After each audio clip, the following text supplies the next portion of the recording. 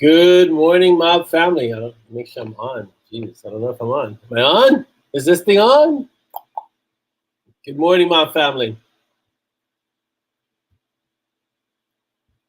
How is everyone doing today? Let me get to the comments real quick. Should I say good morning to everyone?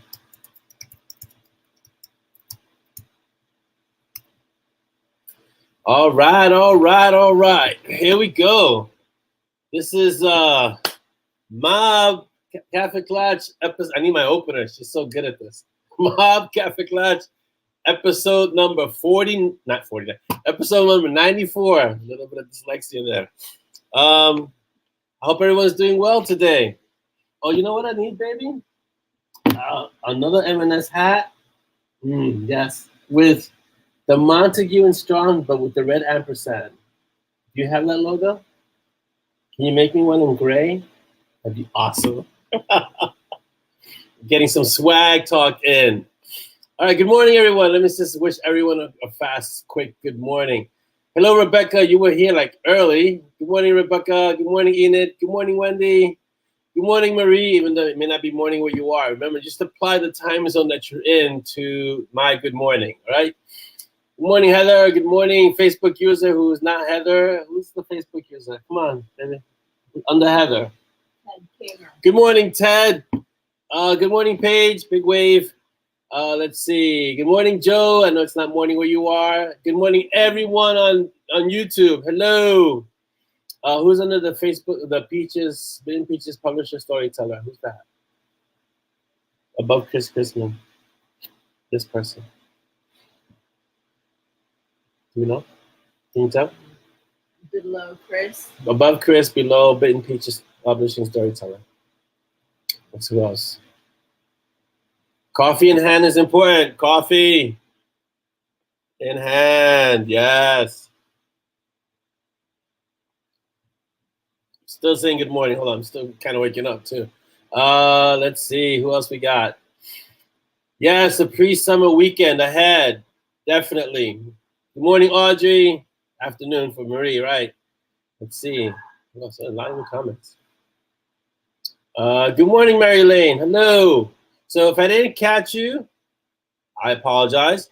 Also, if your name is Facebook user, I'm just gonna say good morning to all the Facebook users because you should go to, where is the link? The link is somewhere here. I know it's in the description. Morning, Chris Mendoza. Hello. But yes, go to StreamYard and let's give StreamYard permission to show your name. We put the link up every show. Here we go. Thank you, Chris. I appreciate it. Here is the link. Please go there. Give them permission to show your name. I know sometimes it seems to be a little glitchy sometimes, so you got to kind of do it a few times. Dolly hasn't been able to get them to let them show her name. I don't know what it is. StreamYard may have something against Dolly, but yeah, go to that link, and give them permission, and then your name will show up in the comments here. So hello everyone. Let me get through the shout-outs real quick. First of all, hello everyone on YouTube. Hola YouTube. Hello everyone. Yeah, sometimes Hulk smash permissions. Hulk smash. On Instagram, I haven't put up anything on Instagram lately. I did some on my personal Instagram, but not on the Bitten Peaches Instagram. I've been getting back into my kettlebells, so I'm gonna try and put up stuff on both my personal Instagram and the Bitten Peaches Instagram. So bear with me as I juggle all that. On Zazzle, as you can see, we have this swag. This is awesome. And I just spoke to Dolly. We just had a mini swag meeting about another hat that has Montague and Strong, but the ampersand is in red. So if you've seen the shirt, sometimes I've had it. That's one of the other logos that we have for M&S.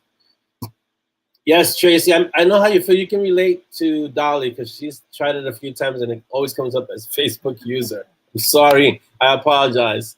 I have no control over StreamYard doing what they're doing or not doing. So yeah, go to Zazzle, get some swag, get some stuff because we have some great stuff on our Zazzle store, which is M&S at Zazzle. It's EMANDES. Go there and get your swag on. And we're constantly kind of coming up with things, and Dolly's making stuff, and I request things, and she very graciously sits down and designs them for me. So that's so cool that I have access to the lead designer. On Patreon, we have new patrons. So Connie Cleary, who was a patron, and I guess stopped, and now it's a patron again, so she shows up again. So thank you, Connie, for being a patron. And Anthony Hudson, who joined in the last mob, but I think it was too late for us to acknowledge him because he did it at the beginning of the show. So thank you, Anthony and Connie, for joining our patrons. And the story that you guys are getting, Peanut 2, which is the next Patreon story, is coming at the end of June. And if you're in the mob, which you should be if you're here, but maybe you're not if you're on YouTube only, but if you're in the mob, you've seen some of Peanut and Dex's interaction. Kind of, she knows how to avoid him, and kind of, so that's going to come up more in that Peanut 2 story. So that'll be fun. The newsletter has not gone out this month. I don't think I'm going to send one out this month. Maybe, maybe not. I try not to spam the newsletter too much. Plus, I'm in the process of maybe changing providers, so I don't want to kind of do too much this. So we'll see. It's in process. It's a fairly sizable newsletter, but I kind of want to really focus on what the newsletter should be, and not just upcoming or hey, go get this book, but more kind of what's happening behind the scenes, snippets, things like that go in the newsletter. So I'm revamping the newsletter a little bit. We're on BookBub, so go find us at BookBub and find Orlando A. Sanchez on BookBub and just follow us, please, on BookBub. And we're same thing for Binge Books. Join and then leave your review or just some kind of social proof that it helps people find us on both those places, on BookBub and on Binge Books. And if you want to know what the stories that are on Patreon about, Patreon, you have to join Patreon. I'm sorry. Those stories are exclusive to Patreon. And I want to call them micro stories. They're really short, like maybe a chapter long if you were reading a book. But they're really fun. And I have a lot of fun writing them. I kind of knock them out in an afternoon or two, maybe. But they're just like a lot of fun. All right, so I'm seeing links. So this Facebook user here is very helpful. And put up this link. So if you're going to go to Zazzle, go to M&S. That's EMANDES there with the question mark and the reference number. Please use that reference number. It helps us keep track of the analytics and things like that. So go there. Let's see what else. We've got Patreon. If you want to get the extra stories that are exclusive to Patreon and you really want to read them, then go here to patreon.com at Bitten Peaches Publishing. And that is how you can get access to the stories. We have really affordable tiers. It's like $1, $5, $10, I think. So go there, sign up, and then you'll get access. I think we're at 9 stories now. I forget. We have so many stories. How many stories do we have on people? 8 going on 9. So it'll be 9 in June. So we have 8 short stories that are a lot of fun and interesting, and always have a kind of twist at the end because it follows kind of the traditional short story format. Well, where short stories have some kind of twist usually at the end. I guess you can chalk it up to my O. Henry days and learning how to write short stories by reading him and Ray Bradbury and things like that. So yeah. Oh, see, Paige can see your name. Maybe it's just me. I can't see your name. Oh, on Facebook. Yeah, she can see it. You can see her name on Facebook page, but on StreamYard it doesn't show it. Hello, Laura. Welcome. Rico. Good morning. Welcome. Roland is on Patreon. Just saying. Yes, Roland is on Patreon for sure.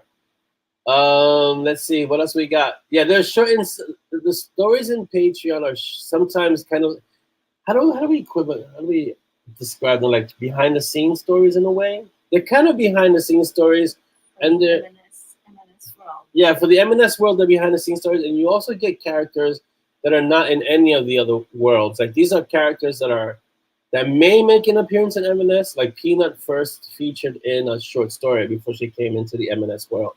So I kind of use it as a test to see how characters are, how they'll be received, and also kind of let's see. I want to say it's honoring the people who sign up to Patreon because they should get something extra because they're doing something extra. So that's why it's exclusive to Patreon. So if you want to access them, and you're more than welcome to access them, just go to that link and you can get some extra stories, which is it's always fun. These are great stories. Yeah, Wendy, Facebook can be a little finicky at times. So how are you guys doing? What are your thoughts? I know we discussed this last time. So what are your thoughts on Lost Runes? And now we have Nocturne Melody. So talk to me about Nocturne Melody. And Dan, yes, I know there were a lot of obliteration onions in the making of Nocturne Melody. I understand that. If you haven't read Nocturne Melody by now, first of all, shame on you for not having read it yet. But I understand we have immense TBRs lists, and so I get it. And some of our Kindles are about to explode, and I don't even talk about actual books. But if you haven't read Nocturne Melody, let us know so we don't say anything that will spoil the story for you. I don't like spoiling stories. I mean, I'll give you snippets, but a snippet is different from spoiling the story, right? All right, I'm going to hide this link. Chris, could you please have all these links set up in the MoB? I think we have a list already. So, but let's just put all the links up in the MoB. Yeah. So I'm going to hide this link. Hide. It's off. You can, all three are available on Amazon, Marie. So you got Wander, which is the first Night Warden story, Shadow Strut, and then Nocturne. So right now it's only 3 books, and I apologize because I didn't realize until I started doing research that Nocturne Melody, between Shadow Strut and Nocturne Melody, is a 4-year gap. So I pulled the sepia. I'm so sorry. That was unintentional. But like I said before, it really wasn't a 4-year gap because, what is this link, Facebook user? Oh, okay, this is for the 3 books. For Nocturne Melody, for Shadow Strut, Wander, and Nocturne Melody. So you go there for all 3 books in the Night Warden series currently. As I was saying, I pulled the sepia. There was a 4-year gap and between Shadow Strut and Nocturne Melody. But it really wasn't a 4-year gap because Gray is the ultimate cameo character. He's been in so many different series as a cameo. Like he's been in Mountain Strong. He's been in the Rule of the Council. He's kind of been all over the place. It didn't really feel like we hadn't heard from Gray in 4 years because he has been kind of sprinkled. His character has been all over the place. He's a really good character, so that's why I've been writing him into other things. But it's something different to write him into his own story, his own series, and kind of like what Dan was saying. Yeah, Dan, go ahead. It's like Dan is like, I don't know where to start on Nocturne. How about, was it just the way my brain works? But Hecka, Hep, was Greg gonna give a shout out across? Yeah, Hecka is very similar to Hep for sure. Yeah. But Hecka is short for Hecate, and and the goddess that goes back to that kind of thing. So she's kind of related to Hephaestus, but not exactly, And you made it, Facebook user. Who's that? Max? No. Mark. Sorry, the other screen that has names is over there. It's interesting because that's the Facebook screen. So welcome, Mark.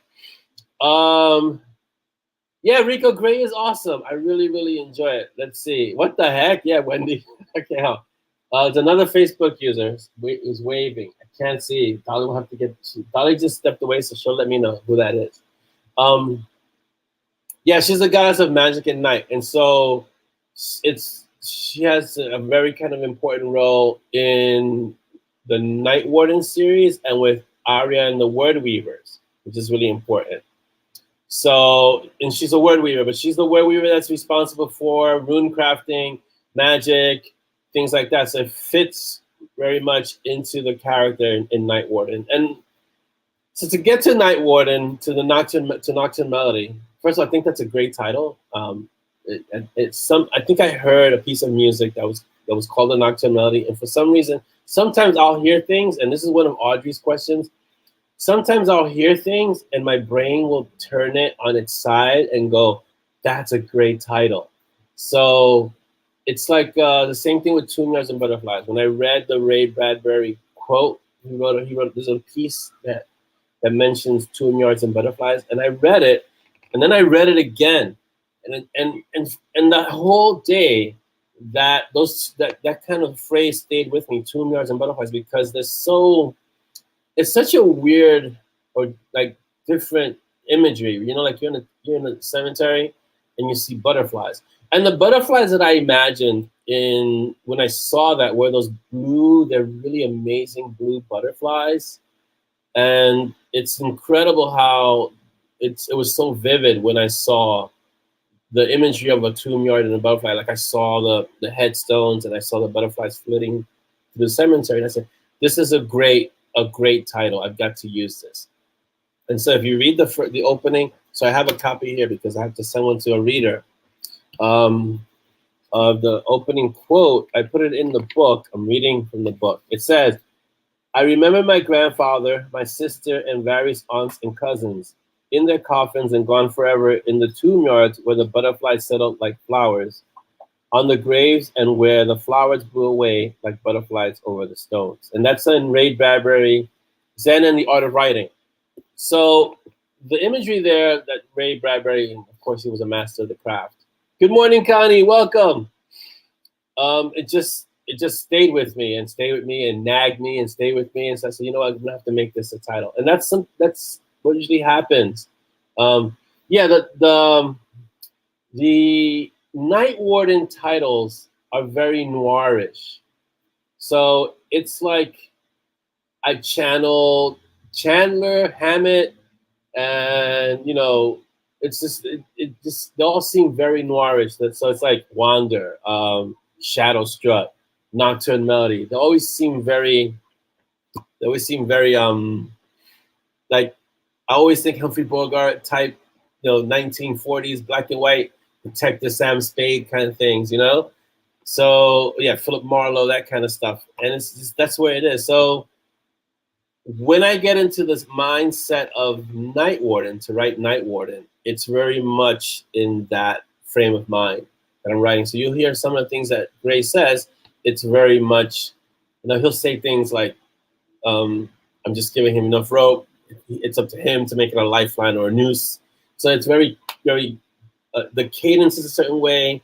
The response is a certain way. His emotion, he's hard, he's edgy. And so he has very little compassion, although he's discovering it now a bit more with Coda. But you can see the way he talks to Frank, and they have like this old relationship, and there's a certain camaraderie there, and there's a lot of subtext when he speaks to Frank and Cole, and how he spoke to Echt in Nocturne Melody. Let's see. The same thing happens to me. Chris is saying, I have quotes, phrases from books I've read in the past that just stick it. Yeah, they just stay in your brain, and somehow your brain stores them, and when the moment is right, it accesses that, or it brings it to your memory, it brings it to the forefront, and yes, this works, And so when I get to the questions, I think one of the questions that Audrey asked about the titles of the books or something like that, or names of characters, we'll check. As for Echt, my nana always used to say, especially if I asked for seconds or was being given medicine, every mouthful can't always be pudding. Sometimes you just get the spoon. But damn, yeah.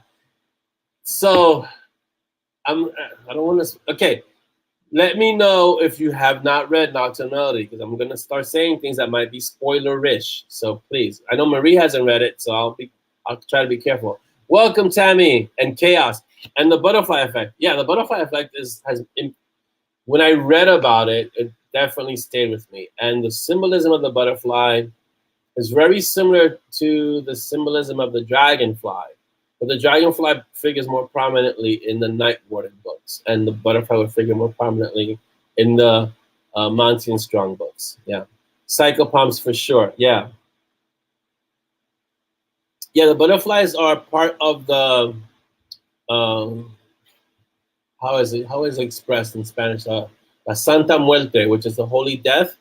And a lot of the symbolism in Dia de los Muertos and what they consider the death cult, right? The worshiping of death as a embodiment has the orange flower. What's the orange flower called? Oh my God! There's this orange flower that's really important for Dia de los Muertos. Just put up Dia de los Muertos orange flower. I forgot what it's called. Marigolds? Is it marigold?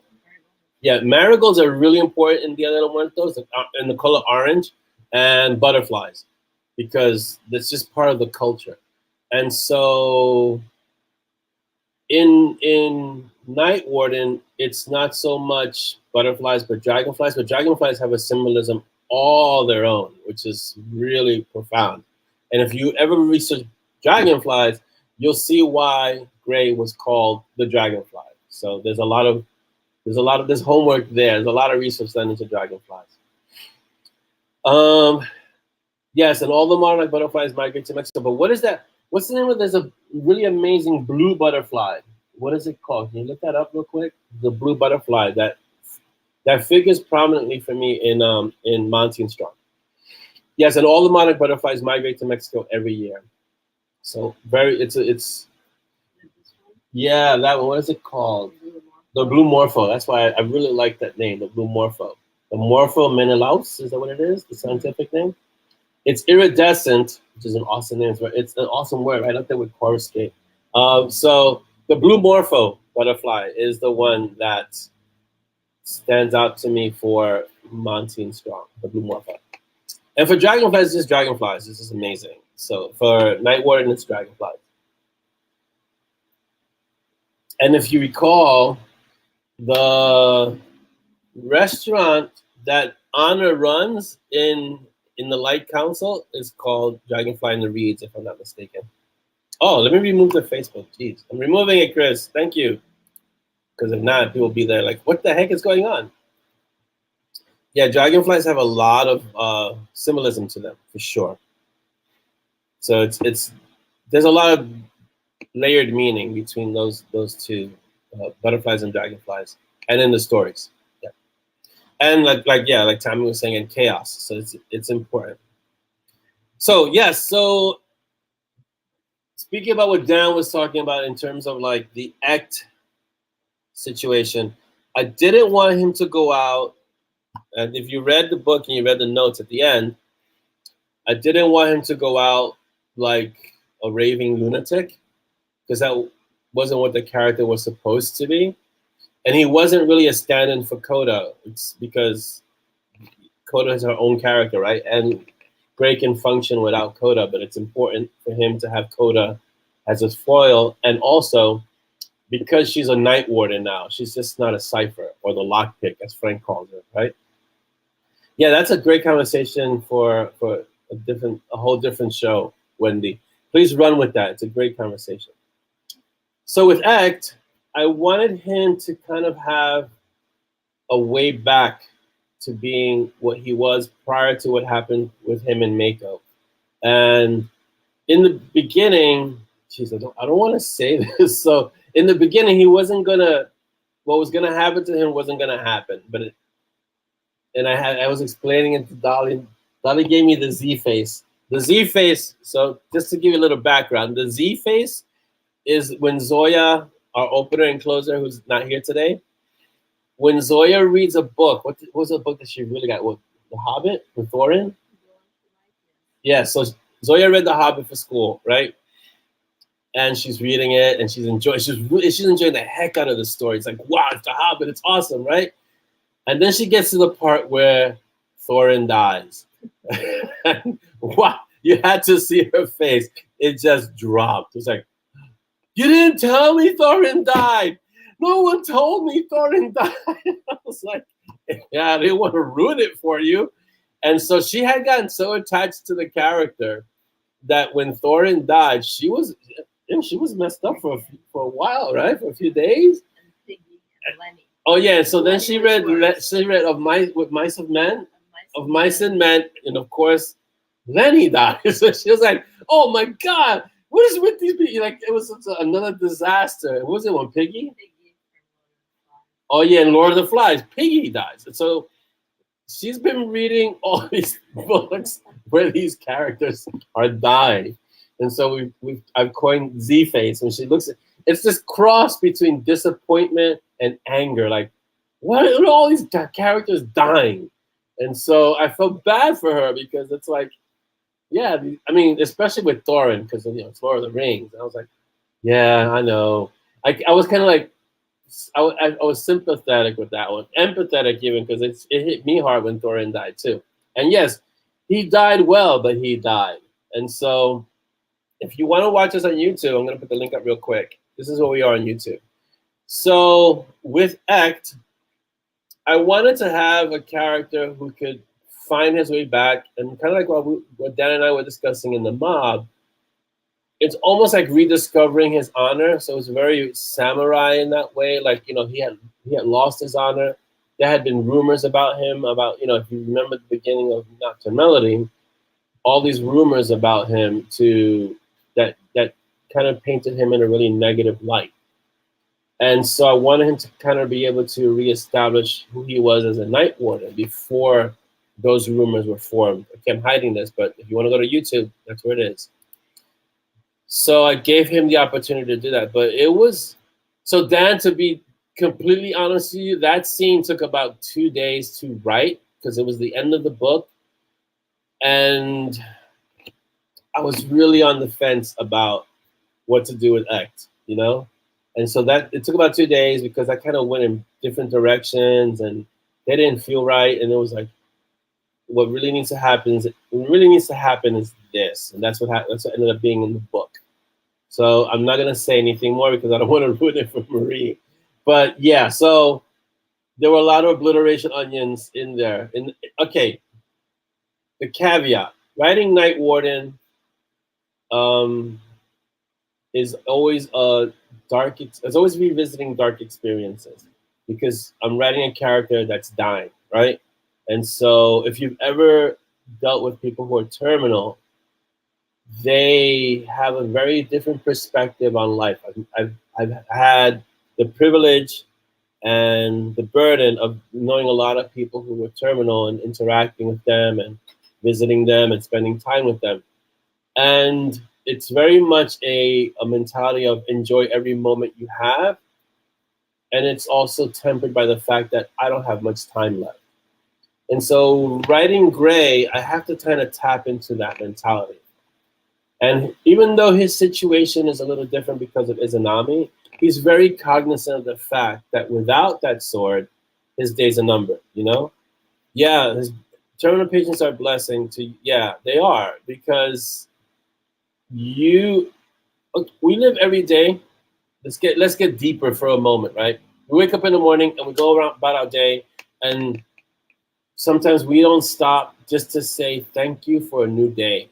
I mean, I'm so grateful that I have a new day. Like when I do gratitude Mondays, it's not just gratitude Mondays. There should be gratitude every day.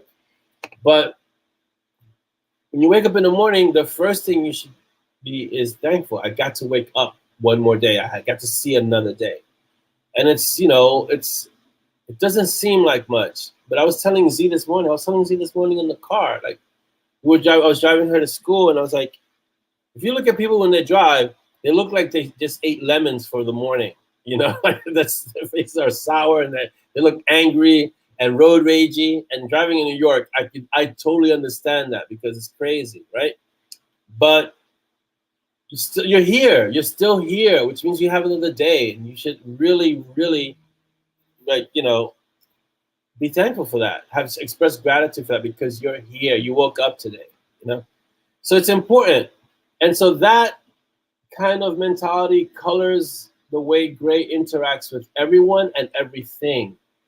So it like Rico's saying, it becomes part of his makeup, becomes part of who he is. And that's why out of all the characters in the M&S world, I think Gray is the one that I can identify with the most because of his way of being. He's very no nonsense. He's old, and like I said, he has the greatest fighting style because his fighting style is dirty. He fights dirty. He said, I'm not old because it was an accident. I'm old because I fight dirty and I stack all the advantages in my favor. And that's what he is. So yeah, so that's Gray, and that's why I identify with Gray. Not that I don't enjoy the other characters. I love the other characters, but Gray is the one that the closest to me would be Gray, maybe Ezra, because I've always been an old person in a young person's body, ever since I was very young. People say you talk like an old man. Yeah, that's a great fighting style. He fights dirty. That's what he is, and he's an accomplished swordsman. He can fight and he can cast, but the casting comes at a price. More so for Gray, because immediately after he casts, he gets that wonderful migraine, you know? So, yeah.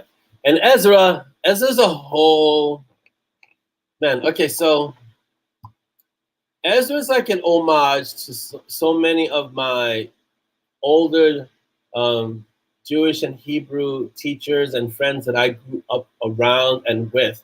Like when I came to this planet and I lived in the Bronx as a young boy, we lived in a Jewish/Italian neighborhood. So I grew up watching a lot of this, you know, like the conversations, and everyone was your grandfather, or everyone was your uncle. Like you walk down the street, everyone had some say about how you behaved. And I always make light of the fact that there was that mom network. So if you did something on the block or 2 blocks away, by the time you got in trouble because they called you out on it. But not only did they call you out on it, then they had that kind of weird, like you play the game telephone. By the time you got home, you were already in trouble because your mom already knew what you had done a block away, because that's the way it is. So yeah, so I kind of bring Ezra into that world that way, but also with the realization that Ezra is death, and basically he is the strongest entity within the M&S world, period. Because in some of the earlier books I've said it, everyone meets Ezra at some point. Everyone, even gods, meet Ezra at some point. So it's very important that he's established as the strongest entity in the entire M&S universe. But not only that, how else would you depict someone like that? I mean, he's always trying to feed you. He's a Jewish scholar. He runs a deli. This is stuff from my youth, like the neighborhood. We had a deli. We had, you know, the rotund Jewish guy who said, "You got to eat. What's going on? You're skin and bones. What's the matter with you? You're not eating." Things like that, you know. So I try to bring a lot of that into Ezra. It's really fun. And Ezra's scary. Ezra's scary, powerful. Let's see what his dad says. His friend said, "Life is pain," and makes a great, albeit difficult, emotionally invested read. Yeah. That's the difference for me between the M&S world and Gray's world. He knows time is precious, so doesn't have the time for banter, wasted breath as he would see it. Exactly. Except for Silk, because we all know Silk is the man. And so you have the two ends of the spectrum between Gray and Simon, right? Although Simon's beginning to learn that aspect of being cursed alive isn't all it's cracked up to be. And that lesson is going to start becoming more and more apparent for Simon, for sure. Rico, thank you so much for being here today, Rico. It's awesome that you popped in and dropped by. And I know if word calls, you got to go do what you got to do. So thank you for being here and have a great weekend. So let me go over the announcements real quick. Reviews. Don't forget to leave your reviews for Lost Rooms. I haven't really put up review posts in a long time. I should do it regularly. But it's been like, Ezra's immortal. Ezra's an entity that's beyond life and death because he's death. So Ezra can't die because Ezra is death. So yeah, I would consider him an immortal. He does have an assistant, which is Mori. But if you know the history of the word Mori, you know Mori is just another version of death. So in terms of reviews, I haven't put a review post because you guys are so awesome leaving reviews. So I put the book up on Amazon. It's got like a few reviews. I blink and I turn around and it's got like 50 reviews. Then I blink and turn around and it's got like 100 reviews. And so I'm very fortunate to have you all leaving your amazing reviews. I thank you so much. And I don't really need to push reviews as much because you guys leaving reviews. So, but if you haven't left a review yet, please do, because they always help. A good social proof, just to make Ezra's role clear for the readers. Yes, in case you don't know who Ezra is, if you don't know who Ezra is, you probably haven't read Mountain Strong much. He is the embodiment of death in a Jewish scholar that runs a deli. That's the dimensional equivalent to Katz's Deli in Lower Manhattan. I think it's pretty clear as a description. Oh, hello, Christine, and welcome. Wow. Good morning. Thank you for coming in. So that's who Ezra is. And I hope that's clear. I don't think that's too confusing. So the interesting kind of paradox or dichotomy that exists between the books is that Simon is immortal, but he's cursed alive, and Gray is dying, but he's kept alive. It's a different play on the situation. So one's starting out that he's dying, and one's starting out that he's alive, but he's made to live longer and made immortal, and one is kept alive by the sword that he's bonded to. It's an interesting play. All right, so let's get back to this. So those are please leave reviews for Lost Ruins and Nocturne Melody if you haven't already. Yeah. Oh, so as a reminder, yeah, I know YouTubers, I know you can't see the Facebook comments.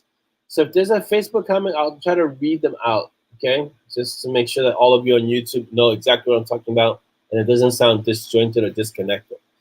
Stormblood, don't forget to pick up the audiobook. Someone was asking when the next audiobook is coming, so I'm gonna refer you to Dolly is the audiobook maven. She knows 4 weeks, 4 months. What does that mean? 4 years? What is that? About 4 months. The next audiobook. We're having scheduling issues and production stuff. So about 4 months, which is a lot better than a year. So we'll take it. So the next audiobook is Revenant. Yes, Revenant, according to the list. So Revenant should be out in 4 months. Okay.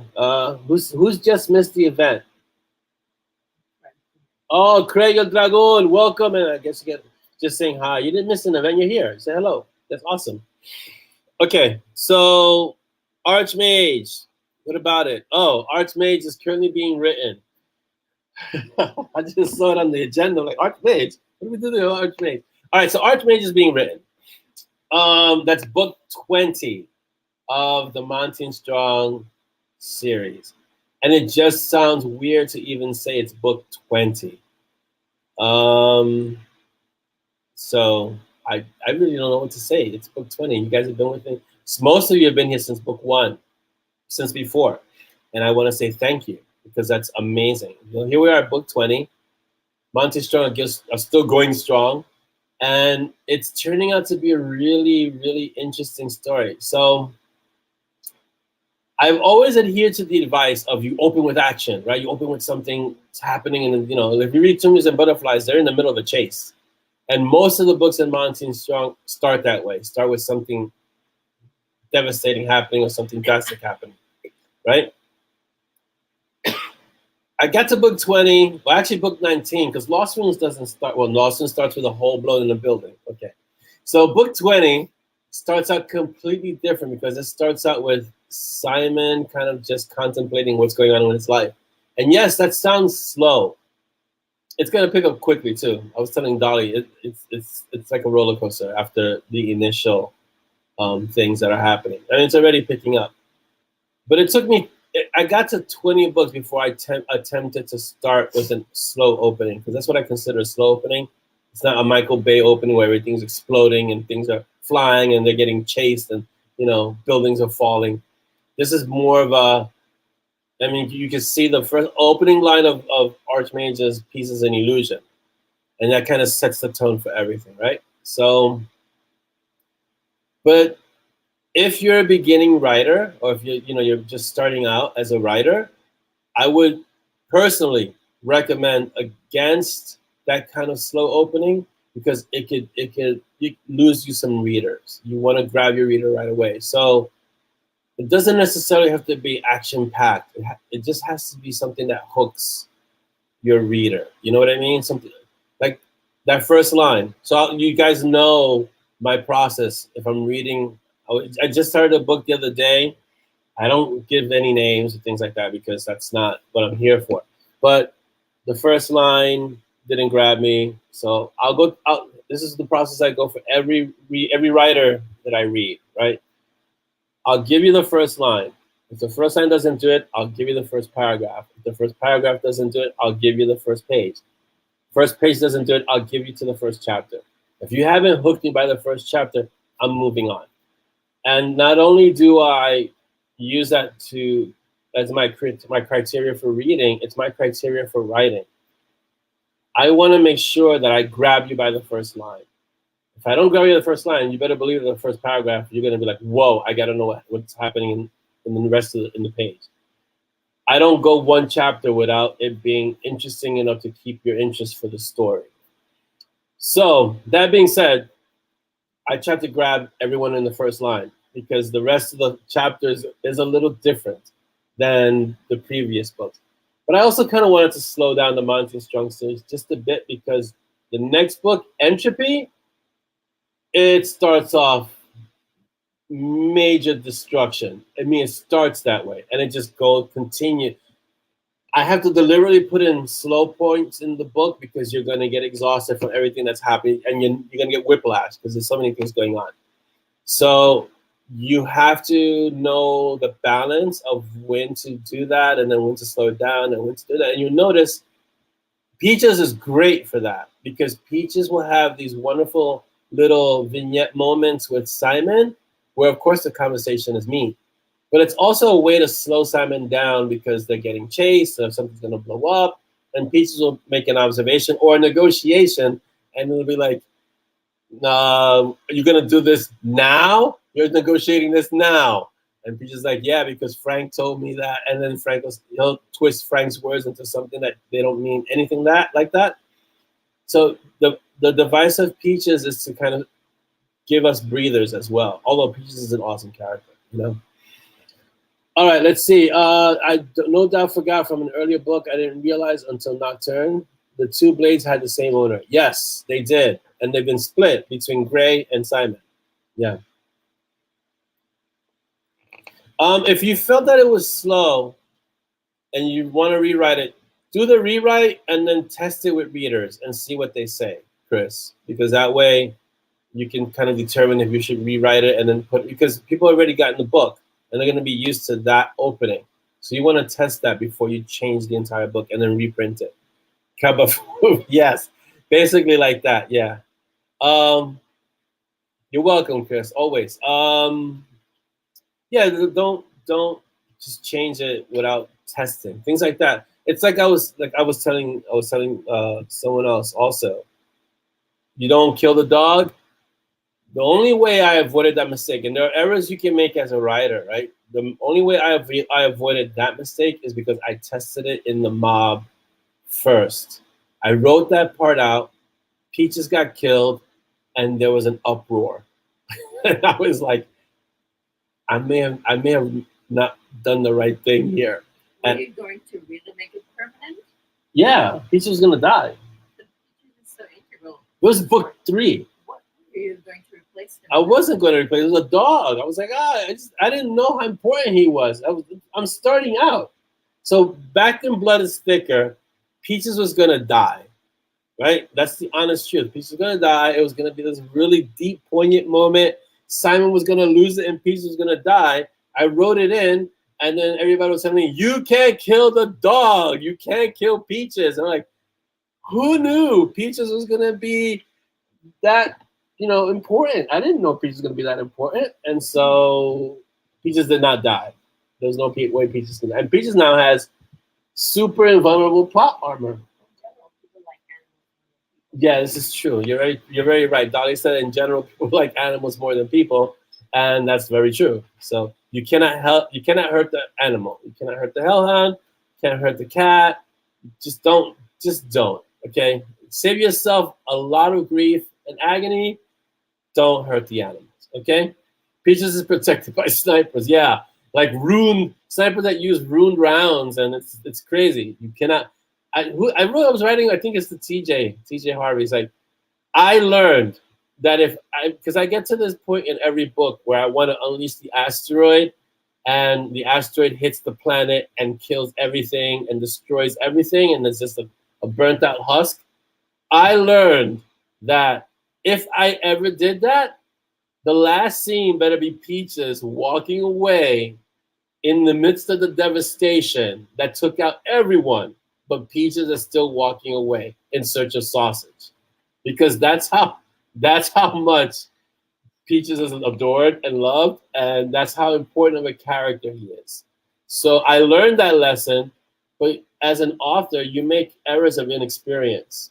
I didn't know that you can do that, and so I had to learn. And thankfully and fortunately, I had a very vocal mouth, and I still do, because all of you who remember book 3, who've been here since the beginning, remember what you were forming a mob, a real mob. And I got a lot of nice emails threatening me that if I killed Peaches, that was it for me. That was it for my writing career. So yeah, and in that husk, Peaches is like, no one can kill my bondmate. I'll bring him back or something. I mean, it has to be like that.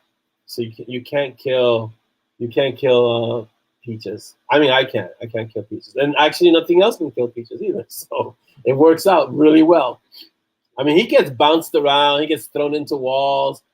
He always comes back. I mean, Peaches is Peaches. I think he's one of the most amazing characters in urban fantasy. He's right up there with Oberon and Mouse. I would put him in that rarefied company of awesome urban fantasy animals. Yeah. Yeah, so long and thanks for all the sausage. Exactly. Yeah, he would be the one, like after the devastation of the planet, he'd go to Hades and, rule there with his dad or something. Yeah, we'd go. I would, Paige, I have to think that was before any of the John Wick movies, but that is the most appropriate response to what I was going to do with Peaches. And then later on, I don't know if it was Blood is Thick. I think it was Homecoming where I did kill him, but it wasn't real. Yeah, so later on I killed him, but everybody already knew the ruse. Everybody knew that it was kind of something that Simon was going through, like the corridors or something. He was going through this test thing, and in that test, Peaches dies, but everybody knew it wasn't really Peaches dying. But it was interesting to write it that way. It was cathartic because I got it out of my system, and I didn't really have to kill him. So that was awesome. So yes, even though those books were written before John Wick, that was the sentiment from the mob about what was going to happen to me if I did kill Peaches. So don't kill the animal. That's a long-winded way of saying, as an author, learn the lesson, from my mistakes and from other mistakes. Don't kill the animal. Okay. And then he's become the iconic character for Monty and Strong, even though he's not on any of the covers. And someone asked me that a long time ago, why is Peaches never on a cover? And that's a good question. Let me think about that. Yeah, with a pencil, Dan. Yes, with a pencil. Very John Wick. I don't know why Peaches has never been on the cover of a Monty and Strong story. He's been on the cover of his own short stories like The Brew and Chew and A Proper Hellhound, where he's supposed to get obedience lessons. That didn't go so well. But he's on those covers. But in Monty and Strong, I think it's because his presence he's the heart of the story, and he's really, really the star of the series. It's hard to see him on the cover because how do I put it? He's bigger than the story. He's so pervasive that he's bigger than the story. So I don't know, is he being saved for the final? Oh, is he being saved for the final cover? No, because I'm trying to get one of the tribe to become a writer, and I don't know if there's going to be a final cover. So there's no final cover in the schedule at this point. At this point, I have 40 books, so scheduled, outlined, ready to go. I don't know if there's going to be a final cover. Yeah, I don't think the series ever ends. I mean, I'm trying to go Batman on Monty and Strong, and Batman is, I think, 80 years old at this point. So Bill Finger and Bob Kane, the people who invented Batman, are long gone, and the character has outlived them both. And so the character will probably outlive all of us too. And so there is no final cover. I don't see any cover as the final cover. I don't see any book as the final book in the chapter. So that's just the way those characters are evergreen. And what I always say, darling, that they're the engine, the trunk of the tree. If you're gonna think about the M&S World, and it's called the M&S World, how am I gonna get rid of M&S? So if you think about the M&S World, they are the engine that drives all the other stories. And the readers love M&S, so why wouldn't I do what they love? That makes no sense. I mean, so Audrey once asked, what does success mean to me, right? And I think I put a post out with Neil Gaiman. But the bottom line is success for a writer, for an author, is having the stories read. That is success. Everything else comes with that, right? The monetary aspect, the recognition, But at the bottom, at the core of an author's life, success is having your stories read. Full stop. That's success. Because if you can write a story and move people or make them laugh or make them have them escape into your story for an hour or two or three. Like I've gotten so many emails of people who've been in hospital waiting rooms with really dark circumstances, and they email me and they tell me I was able to laugh out loud in the waiting room because I was reading your story. And if they can do that while in a waiting room and real life is really beating them up in that moment, and they can take a moment to read a story and laugh or smile and forget what they're going through, that's success. That's success for an author. Because my job as an author is to present you with an alternate world and let you jump into that world and experience everything that the characters are experiencing and have fun with them and be fearful with them and be angry with them, but it's kind of like you're living vicariously through the characters, and that's really what an author does, you know. Oh, I gotta get to questions, don't I? Okay, questions. The Magnificent Peaches. It's the Mighty Peaches right now. I don't know if he's ever gonna get to Magnificent. He gets a superhero cape pose and all right. That's a really, who said that? If it's never ending, Simon may meet Blackjack. Who's that? Oh yeah, Malcolm. That is a really good point. Maybe in the way distant future, I'll write a short story where Simon meets the Blackjacks because he's lived for so long. Maybe I can make Simon the face of Bo. and he can. I don't know if Blackjack is a Montague, but that would be awesome. If making Blackjack a way distant descendant of Monty, and I'll make Simon the face of Bo. There you go. And he can. If you don't know Doctor Who, I'm sorry. The face of Bo is a very Doctor Who reference.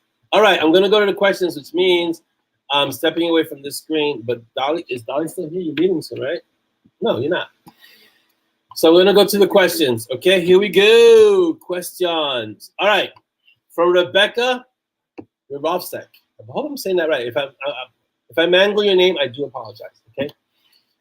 So first of all, let me give you a huge thanks to everyone who asked the question. Okay, because you guys are amazing, and like I've always said, the questions add a great dimension to the show. So how did Dex meet the Morgan? Is a word we were spin off. Sorry, I have never explained how Dex meets the Morgan. That's one of my romantic tension things. I may explain it one day, but right now it's more in the mystery of them getting together. But I've alluded to it, like she saw him on a battlefield, or they met, and they immediately fell for each other, that kind of thing. So, but I didn't go into detail, and I haven't written a story about it.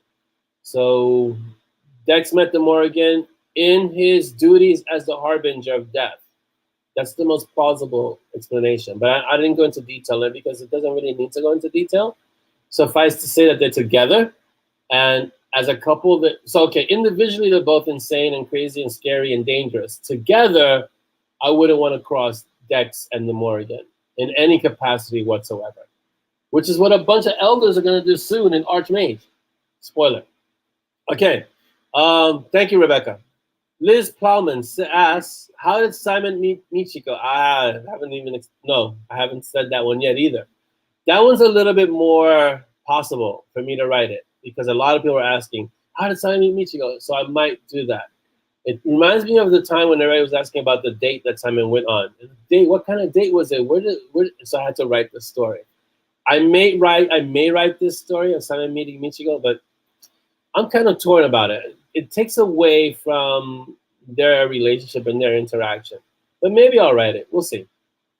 But thank you for that question, Liz Palmas. Great.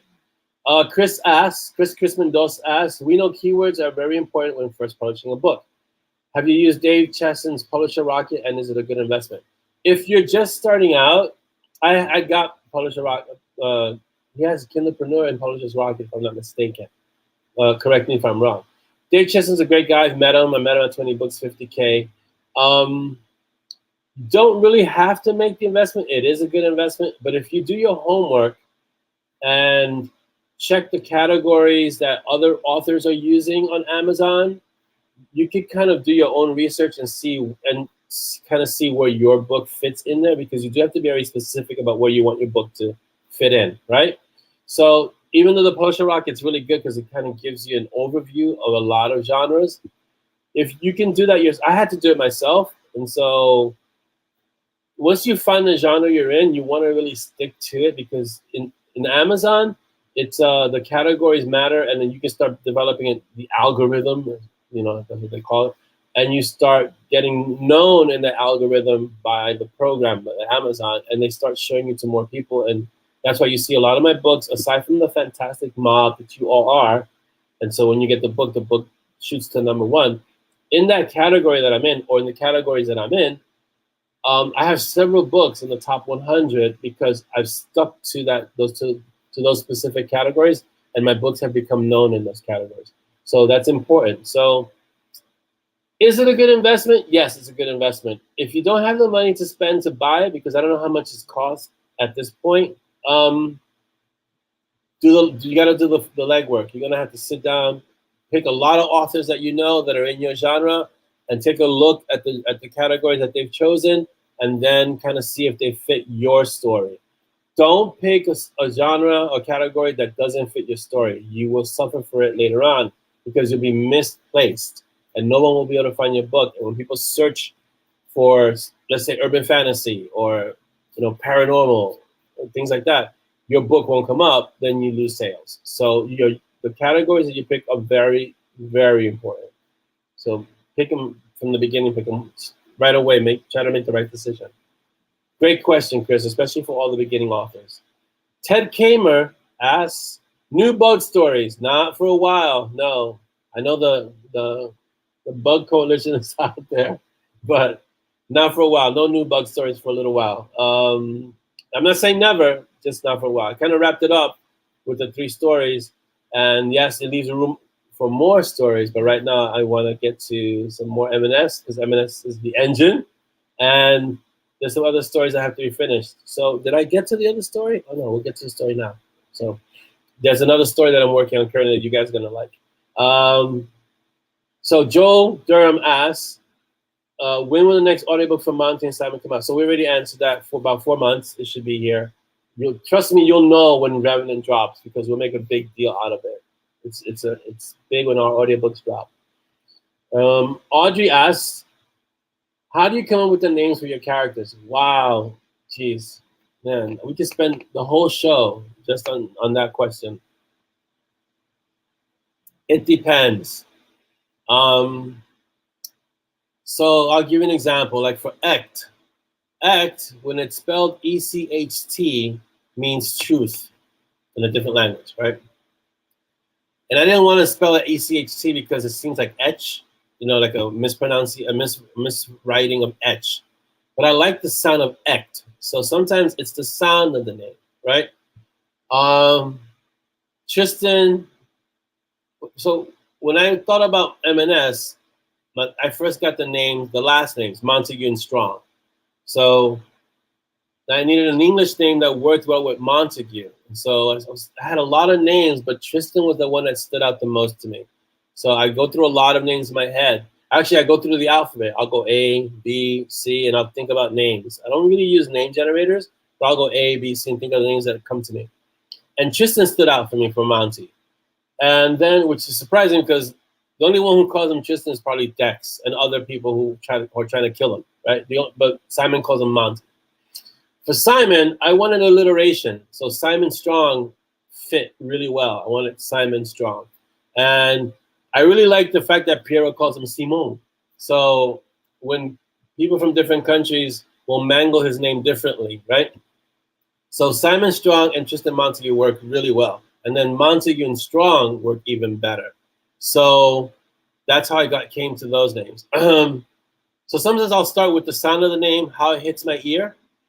Other times it'll be like, I have the characters. Like, so for Ezra, I knew what the character was, how he looked, who he was. He was the heritage and everything. But now I needed a name that fit that character. and I needed a Jewish sounding name. So Ezra was a strong name. So I picked Ezra. And so it depends on the context of the character. It depends on the background that I'm going to use for the character. So there are a lot of factors involved.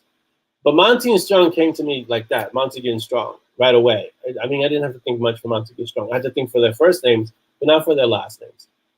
So the names that you pick, are they devoid of any past memories, relationships?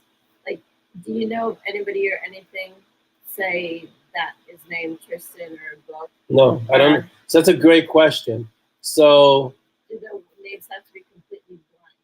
in Monty and Strong, yes. In Spiritual Warriors, I was new, and so I based a lot of characters on the people I knew. Like there's a character in that book based on Dolly. I'll give you 1 billion internet points if you can figure out who that character is. So it depends where I was in the writing. You know, in my writing adventure, like in the beginning, yes, I was using people I knew. We still do that. Sometimes. In what? You still do that in Using names that people like know? Yeah, sometimes. Because and even so, also sometimes with the red shirt competitions. Red shirt competition is taking that to the next level, right? It's actually someone that we all know and that has won a competition to die in the book. But even in M&S, you got TK and LD, which are people I know, and the reason they're in there is because of the conversations that we had, and so I couldn't really use their conversations without giving them an attribution and making them characters in the book. Same thing with the 10. The 10 are people that I know and people that you know that are in the story, but it's because of their position within the mob. So it depends. It's very rare because it doesn't happen often. I'm not including everyone in the book, but that's a great insight. Thank you, Dolly. Okay, next question is for Dolly. How do you come up? Oh, sorry. What would your advice be for new writers, Dolly? I hope you all can hear her. She has a very soft voice, so it doesn't always come across. Your mic is spectacular. It picks it up. Oh, I see. Okay, so all that tech. I would say for a writer starting out, there's a lot to do, a lot of groundwork, a lot of foundation to be built, and because of that, it's because of the fact that it's so time consuming, you will have to prioritize your time, which means that some relationships that you have will fall to the wayside, and you will have to be aware of who is the most important in your life. If you have a romantic partner, if you have a wife, if you have children, those are the people that you have to make sure to make the time for. You have to make the time for it. Like actually put it in your planner if you need to. Schedule activities, schedule dinners, date nights, because otherwise you will lose the good people, the people that are most important to you during the journey, and that is not what you want. Yeah. That's great advice. It's really good. Wow. Yeah, if I can add something to that, new writers have a tendency to go 120% into the writing and have a tendency to forget the people around them that are supporting them as they're writing. And I'm not talking about support in the sense of any financial, means. I'm talking about support as go write, go do this. You have to make time for those people in your life, especially if you're married or you have kids. You cannot be absent. You can't be there, not be there. You have to be present in people's lives, especially those people who want to see you succeed. You are going to lose some relationships. Not everyone is going to understand that you're writing. Most people don't even understand the concept of your writing because they think, I wrote all through high school. I wrote all through, elementary school and junior high school. Anyone can be a writer. And I used to hold that opinion too when I was reading Jim Butcher. I said, man, if he can write this, I can write. Well, are you kidding me? I'm sure I can write like this. Until I started Spiritual Warriors. And I lost that idea really quickly. That thought of, oh, this is easy. Anyone can do this. No, writing is work. It's hard work. But if you can learn it and you're willing to put the time in, then you can make progress. And if you stick with it and you persevere and you have grit, because grit is so important, then like what Dolly said, you make the time for it, and you keep the people that you need to keep close and nurtured. Take care of those people in your life. It's important. Next question from Audrey also. How do you handle people who think that because you are home, you are free to chat, help them, etc.? Do I have people like that in my life? I don't really have many people who know I'm home, one, or who think I have all that free time, because I really don't have all that free time. I do have free time, but that free time is usually taken up with stuff. How do I handle it?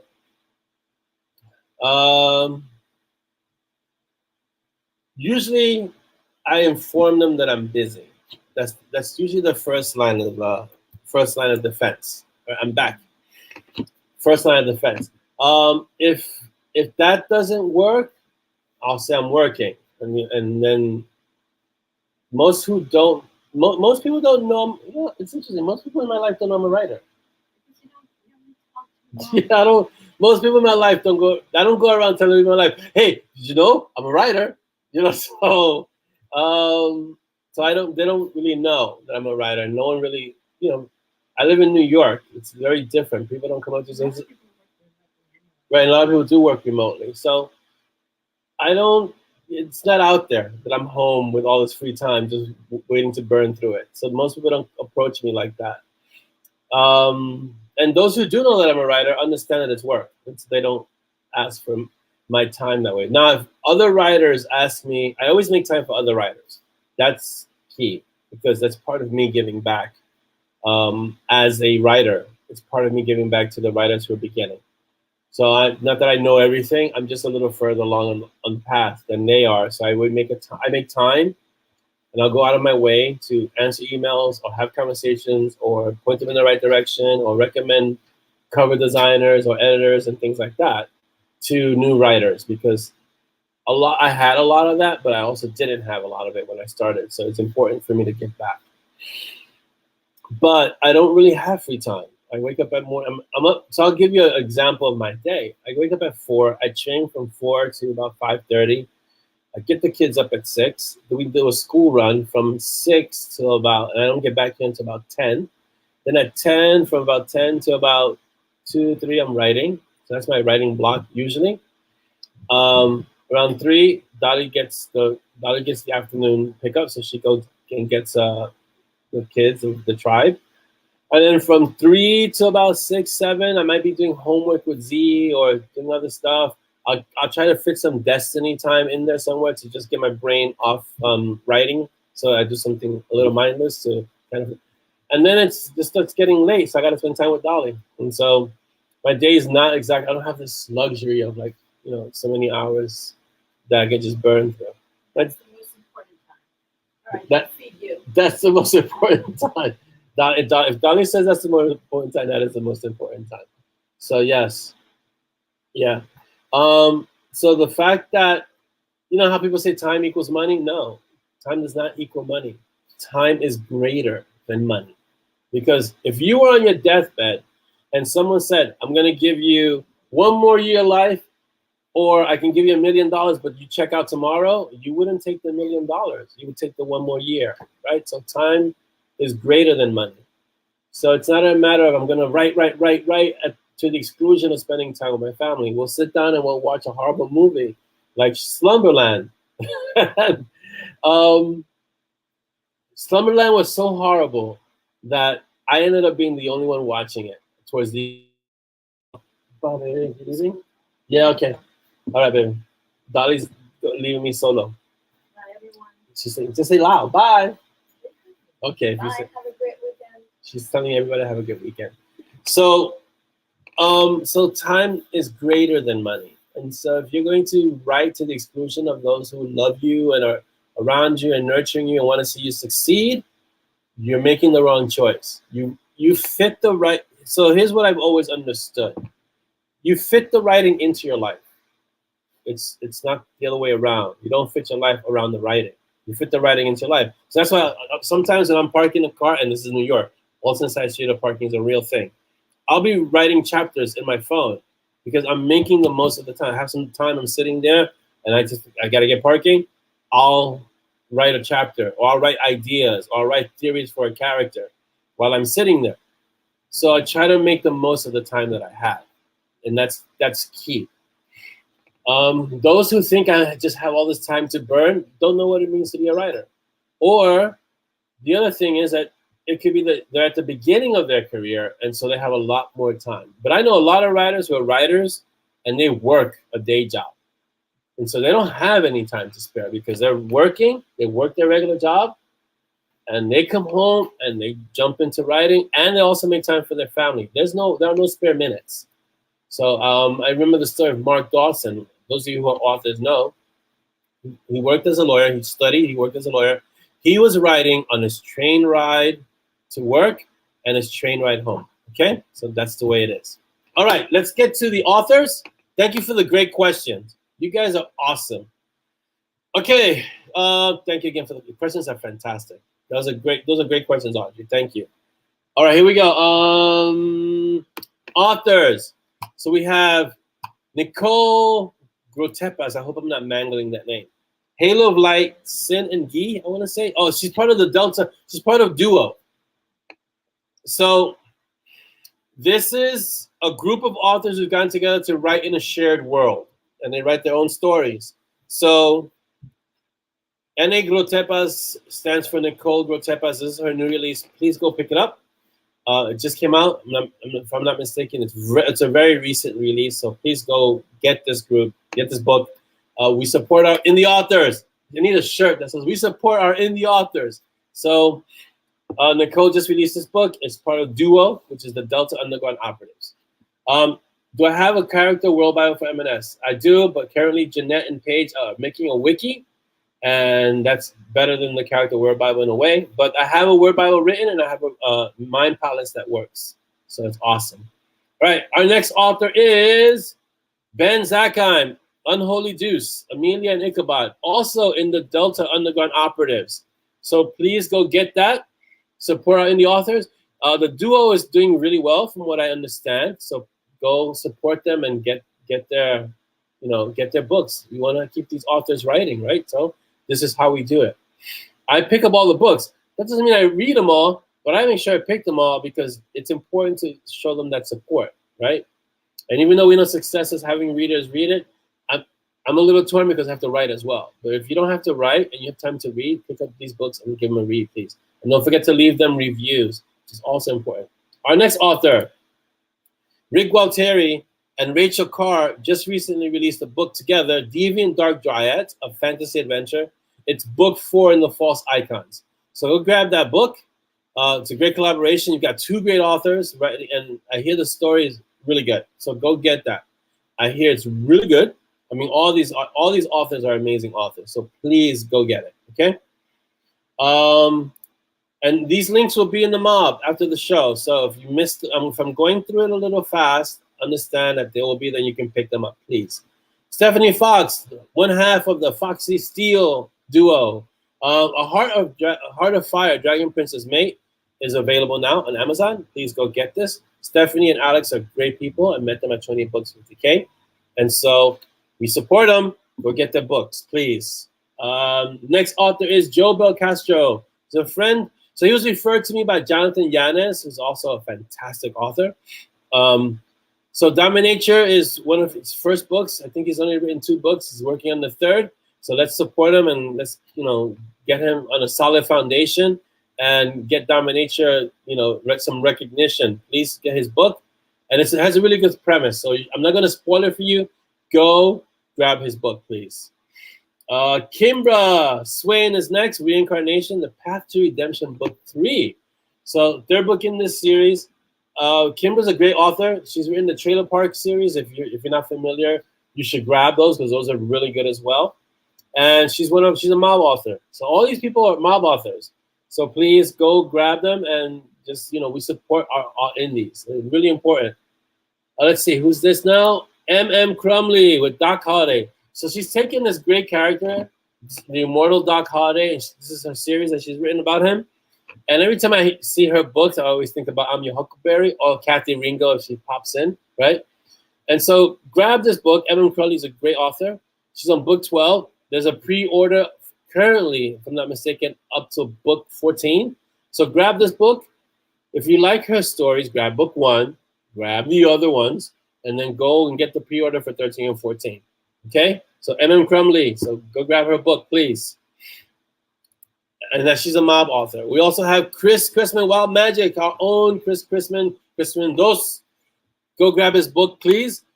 He's writing 3 books in this series so far. I don't know if he's going to write more in this series, but I know he's going to write more because he's a writer and he's not going to be able to do this without, he's not going to be able to exist without writing something.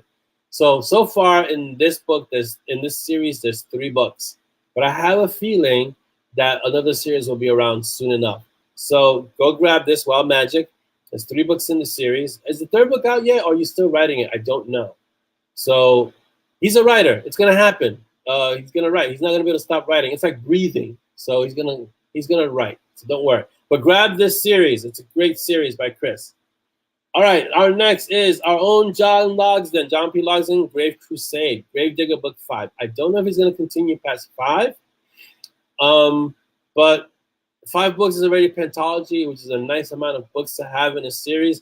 I hear great things about these series. I have all the books. Again, it's the time to, like I said, time is more than money, right? It's the time to read them. But I always pick them up because I know how important it is to support our indie authors. So please go out there, get Grave Crusade, Gravedigger Book 5. The pieces that I read of because he puts out snippets and parts, it's hilarious, it's fun. The main character is really, really snarky and really smart. So go grab this series. It's fantastic. Oh, that's it for today. Oh, we need more. We need more authors.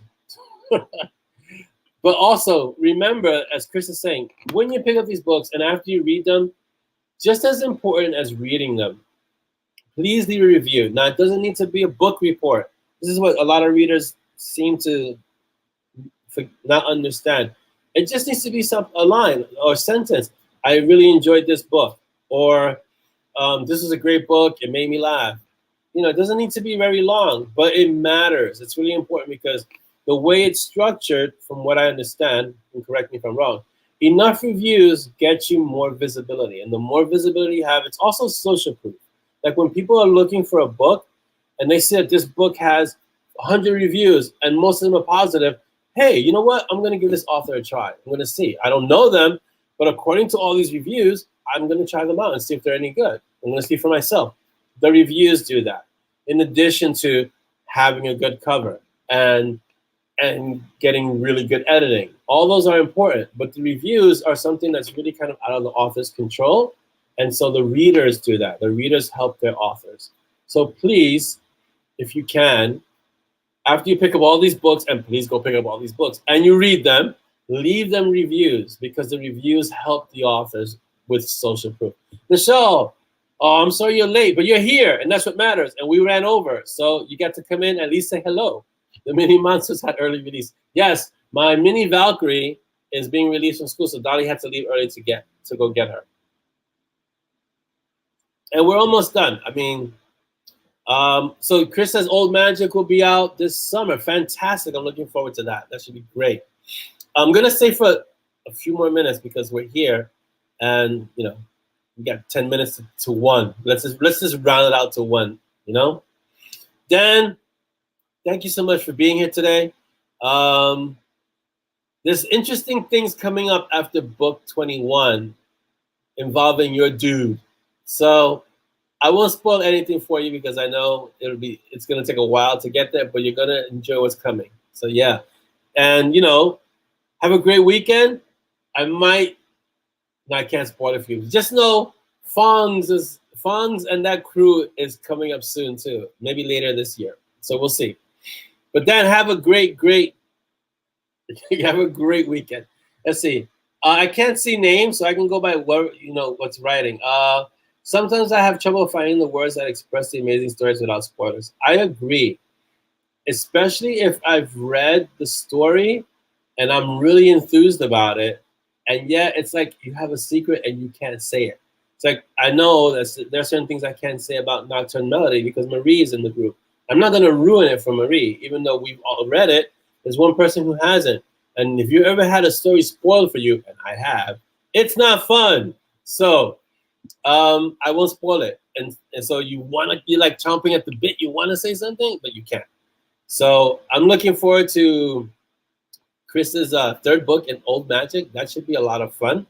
And yeah, it's what we do as writers. It's hard to not write. Okay, so the litmus test, as they say, for an author is: would you write even if you weren't getting paid for it, or anything? Would you do X even if you weren't going to get paid for it? Would you do X even if you weren't going to get any recognition for it? If you find that your answer is yes, then do your best to hone whatever skill or craft that you're doing to become the best at it. That's what you should do. Yeah, that's why reviews are tough, Wendy, because you want to write a review and you don't want to give the story away. So it's tough. What's with Frank and Coda? I don't know what you mean, Rebecca. They just had a book done, Nocturne Melody. So I don't know what you mean by what's with Frank and Coda. So yeah, so my position is, and I'm going to wrap this up really quickly because we all have to go, right? My position is that we're all creatives. Baseline, everyone is a creative. What happens is, as we get older, we stop listening to that creative part of us. But if you think about how you were when you were young or a kid, you could paint and you wouldn't care about what people said about your painting or drawing. You would make up rhymes or poems. You would dance. You would do all these creative things. And you didn't care about what other people were saying about the opinions, and people were saying you can't do this, or you're not allowed to this, or you don't have the skill. You would just do it. You would make up stories. You would create imaginations in your mind. You would do all this stuff without fear of reprisals or fear of criticism, because we all start out as creative. I mean, I'll put it to you like this: you never have to teach a child to lie. Why is that? Because we're all really creative, and especially if our rear end is on the line, man, I've had some major creative stories from the tribe, because I want to avoid trouble, so I'm gonna create up this story so I don't get into trouble. We're all creative. We're born that way. We're creative. It depends on you if you listen to that creativity and keep listening to that voice. And here's the thing about the creative voice that I've discovered, at least for me: it's not loud. The creative voice is usually quiet. It whispers, and so it's really easy it's really easy for that voice to get drowned out with life, because the creative voice is the one that says, you should write, or you should paint. Hey, why don't you sculpt? You used to love sculpting, or you used to love gardening. Why don't you garden? Hey, why don't you crochet and make some amazing designs? Why don't you, you still have that old sewing machine there. Why don't you use that? Why don't you, make some dresses? So that voice whispers. It never screams. It whispers. But it's up to us to listen for that voice, because it's there. It's there. And so if you don't listen to it, then life becomes a little less bright. It's a little more, it loses a little bit of its luster, because some part of your brain, somewhere back in the recesses of your brain, excuse me, knows that you are creative, that knows that there's an expression that you have that you're not tapping into. And then there's this sense of something's missing over time if you don't listen to that, and if you don't give it expression, right? So paint, write, just do whatever it is that you're being creatively called to do, because it makes you, what would I say? It makes you whole. It makes you, you get to tap into a part of yourself that you may have neglected since you were a child. So do it. We're all creative in some way or another. It's not just writing or painting or sculpting or dancing. You could garden. Gardening is creative. Cooking. oh my God, how creative do you have to be to create a meal for people that they would enjoy? That's a creative endeavor. Trust me, I can tell you, because I lost my mom years ago, and there are foods that I crave that only my mom used to make. And I'm like, I should have learned that recipe. But even if I had learned the recipe, and I don't know if this is something you've gone through, I've discussed this with my sister. Even knowing the recipe for everything that she did, right? It's never quite the same as when she made it, because she added a special creativity to it. So it's like you have a creative aspect, you need to tap into that and give it expression. You know? Yeah, daydream is like Tammy says. Daydreaming about creative things is usually more fun than doing them. Yes, I totally agree. Because I used to daydream about writing and getting books published. And then when I started actually doing it, I realized, oh, it's creative, but it's also work.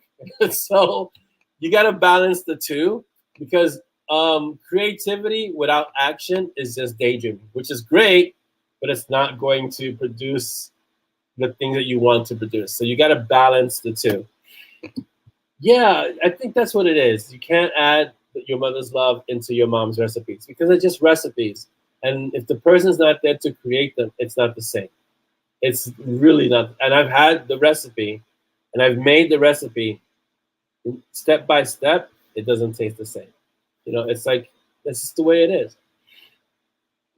So you have to, so as creatives, and we're all creative, right? You have to tap into that. If I'm going to leave you with one thought this weekend after this show, tap into your creative side, give it some expression. Go to Michael's. We have a place called Michael's here, which is a craft store. Pick up some canvas, go paint. Pick up a notebook and write, journal, write poetry. Just find something creative that's part of you and do it. Go get some seeds and create a little garden. You can even get a little window garden and create a small garden in your house. Go get recipes. You can go online and find thousands and thousands of recipes. Get a simple one. Go to the supermarket, get all the ingredients, cook. It might be a disaster the first time. It's not so much that end product in the beginning. It's the process of creating that. That's where you start finding the satisfaction. And with practice, like with writing, with practice, like with painting, you get better at it. And as you get better and better, it becomes easier and easier. So, and then you start recognizing that you're creative. It's important. So, that being said, I know we ran late. We ran over a lot today. Thank you so much for being here. You guys are amazing. Thank you for the questions. They were great questions, and thank you all for being here. And I want to wish you all a fantastic and amazing weekend. I'm gonna go have lunch, and then I'm gonna get into. Oh, I forgot to tell you real quick. So before we leave, the next short story I'm writing is called Daystrider, which is the second part of an Iker story that was requested. It was interesting because it was requested, and I had already begun the process of writing it. So it was like we were all in tune. So there are a lot of sensitive people in the mob. And so it's a continuation of Iker, the cleaner. So that's the next one. So guys, be amazing, be incredible, be unstoppable, but most of all, as you have this fantastic weekend, be uncommon. Bye, guys.